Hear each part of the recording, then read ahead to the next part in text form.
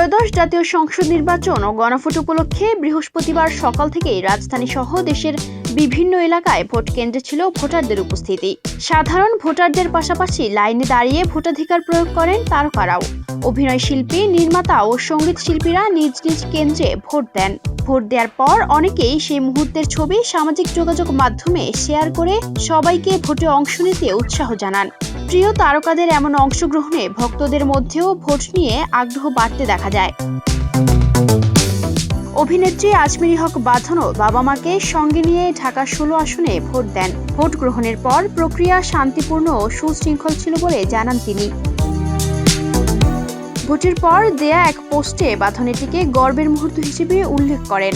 নাগরিক দায়িত্ব পালন করতে পেরে স্বস্তি ও গর্ব অনুভব করেছেন বলেও জানান তিনি।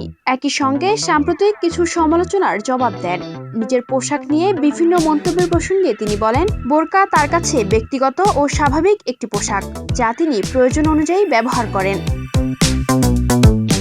সমালোচকদের উদ্দেশ্যে ইতিবাচক বার্তা দিয়ে তিনি পারস্পরিক সম্মান বজায় রাখার আহ্বান জানান। নির্বাচনে বিজয়ীদের অভিনন্দন জানিয়ে বলেন, জয় পরাজয় যাই হোক, অংশগ্রহণই গণতন্ত্রের শক্তি।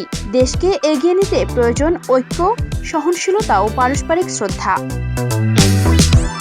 সব নিয়ে তারকাদের এই অংশগ্রহণ ভোটের দিনটিকে আরও প্রাণবন্ত করে তোলে। নাগরিক দায়িত্ব পালনের পাশাপাশি তারা যে বার্তা দিয়েছেন, গণতন্ত্রের সক্রিয় অংশগ্রহণ ও পারস্পরিক সম্মানই পারে একটি সুস্থ রাজনৈতিক সংস্কৃতি গড়ে তুলতে। Ayesha Akter Swarna, Campus Times.